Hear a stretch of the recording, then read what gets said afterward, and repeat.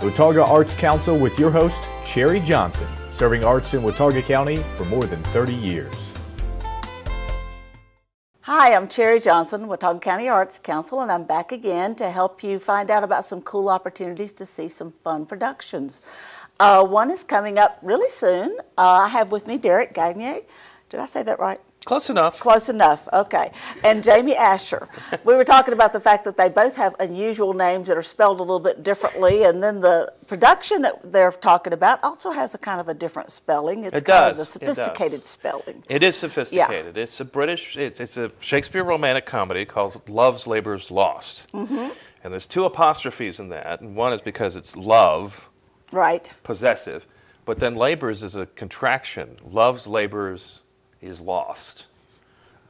And it's sort of a romantic comedy with a twist at the end, so you don't get your typical payoff at the end, although there is a fun payoff. So it's a comedy. It is a comedy. Mm-hmm. It's a very funny comedy with a lot of romance in it and a lot of satire. Makes fun of teachers, pupils, scholars, lovers. Give me a bigger synopsis of the plot. Yeah, bigger synopsis. Okay, so it's set in Navarre, which is now a province of Spain, but it's between Spain and France, and it was like a Monaco of its day, and it's kind of sophisticated. We put it in modern day.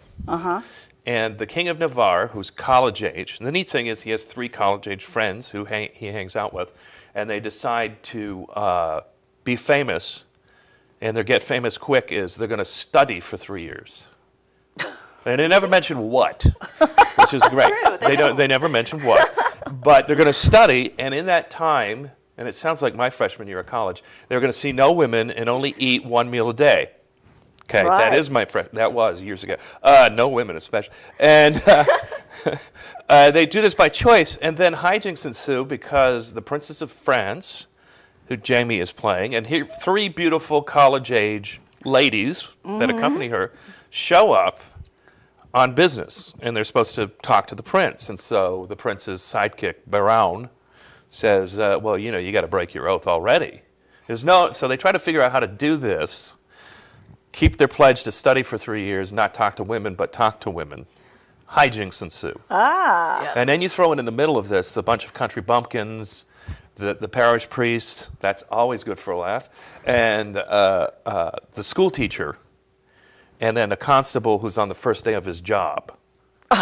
And you know, all this kind of sounds like a lot of fun bumbling. Yeah, it is. It is. And it's bumbling. A lot of bumbling. And you know, of course, and it's no secret that all the guys, one by one, decide they're going to write their prospective girlfriend a letter, and they all catch each other. And then so to kind of get around that, they decide to talk to them in disguise. I won't give away the disguise, but it's outrageous. Absolutely. And of course, the women see through it right away. And yeah, so then it has the neat thing about this production. It's in modern dress, so it's more accessible.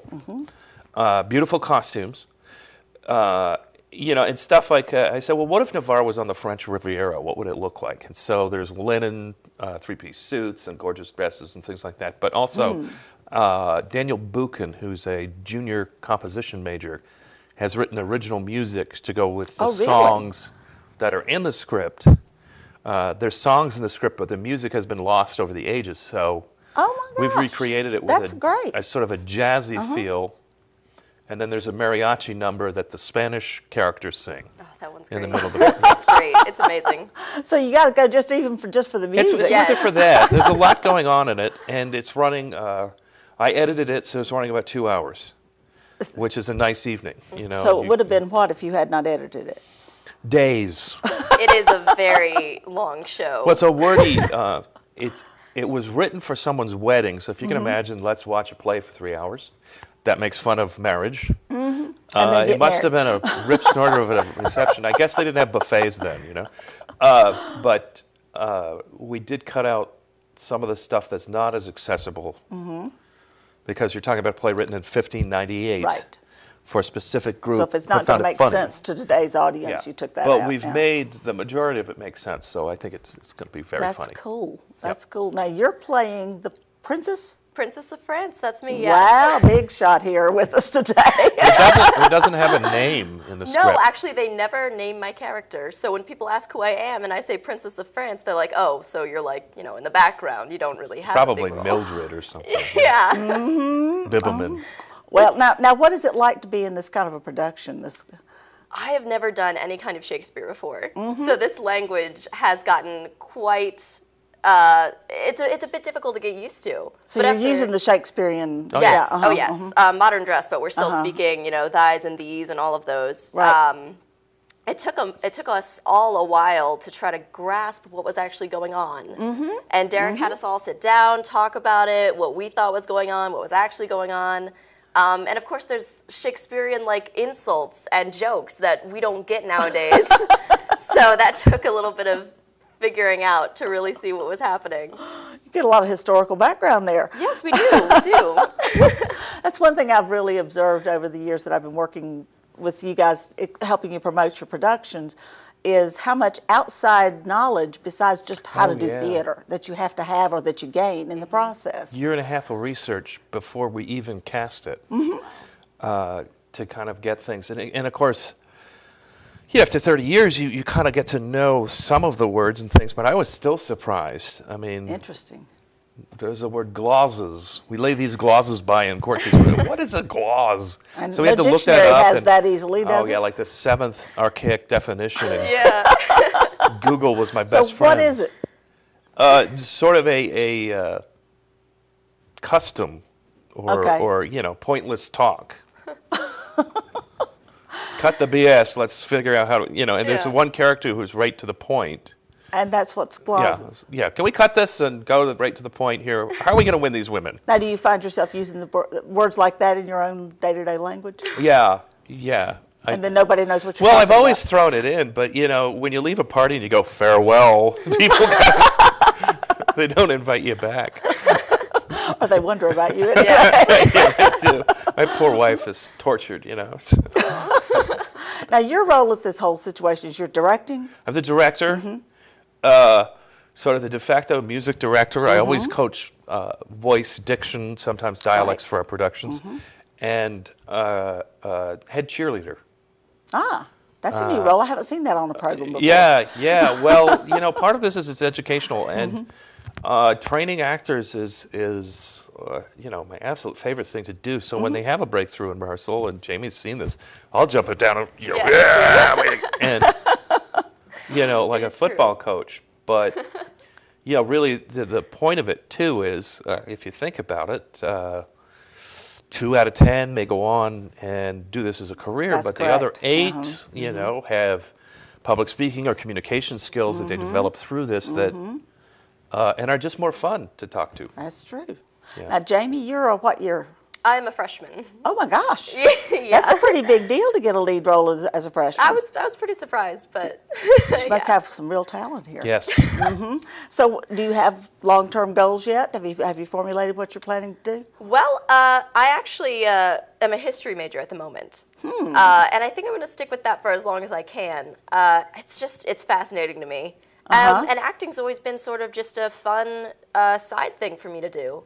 I don't think I have quite the discipline it takes to take it as a major or perhaps even going on into something in it. But no, I'm grateful for any opportunity I can get to do it. Well, do you have experience in high school and all that? Oh, yes. Oh, yes. The last show I was in was Les Mis. Oh, yeah. So that was a bit of a downer, but it was great. It was a fun time. That's great. Well, congratulations on getting such an important role so early. Thank you. That's very, very impressive. So, how many students are involved in this whole production? Well, 19 cast members, a student composer, so I guess that makes 20, 4 a stage manager, 4 assistant stage managers who will be the crew running it, a number of other, light board operators, sound board operators. So it takes a good chunk of our department to do this. Right. And most of the students are, of course, learning, they hope to run sound or lights or stage manage professionally. So that kind of... That's great. Good practical experience. Yeah. I think a lot of folks outside of the theater department or that kind of thing tend to think of theater majors as the actors. And that's Right. about it. And what you don't see is the 20 or so people working in the costume shop that are theater majors that are building the costumes. There's a whole And they nother say side. build, Right. instead of sew. Or, the people working in the scenic shop. Right. The people helping the designers, things like that. So really, they say it takes a village, and it takes most of the department. So what you see on stage is only a small segment. It's the tip of the iceberg of what. Yes. Now, how does a production like this get chosen? Yeah, we have a committee made up of professors and students who get together as soon as the season's picked, the new committee comes together, and students and professors submit plays, and based on things like, for instance, we hadn't done a Shakespeare in 4 years, or, gee, we're really due for a 17th century play, things like that, or a comedy. So there's some other reasons at There's stake. guidelines, and it's a long process, and of course, once the season is kind of etched out, what might be, taking into factor how many actors can be in each show, and who is up for student design and things like that. It's submitted to the faculty. We hem and haw and vote on it. And Now, do you do readings? we don't so much because the whole committee is expected to read 45, 50 plays that are submitted. What fun. Yeah. We did do readings. This year we opened with Promises, which was written by my colleague Joel Williams, and we did several readings of that, stage readings of it before it was developed into the final. But as far as, for instance, doing a reading of Shakespeare, they kind of just trust me. It's like, is this one good? Yeah. So. I was wondering because one of my friends is a reader she and her husband read for Ensemble Stage. Yeah, which I do as well. Yes. Yeah. And their process is a little different in that they're trying to find new plays. Right. And they're, because of the size of their theater and what they're trying to accomplish, 6 to 8 actors at most. I have the luxury of when I'm not working with them is, I could 16, 18 people. Right. Our goal is to get as many people on stage as possible. Right. Now, this will be at Valborg, right? On Valborg Theater, Right. we open March 19th, which is a Wednesday at 7:30, runs through Saturday at 7:30, and that Sunday, which is the 23rd at 2. Okay. And what are tickets and how do they get them? 15 and 18, I believe. Well, here's my ticket prices. The box office number 262-3063, or they can go on the web theater.appstate.edu. Can you buy your tickets online? You can. Okay, that's great. That's great. Now, you're going to, how many shows is that? 6, 5?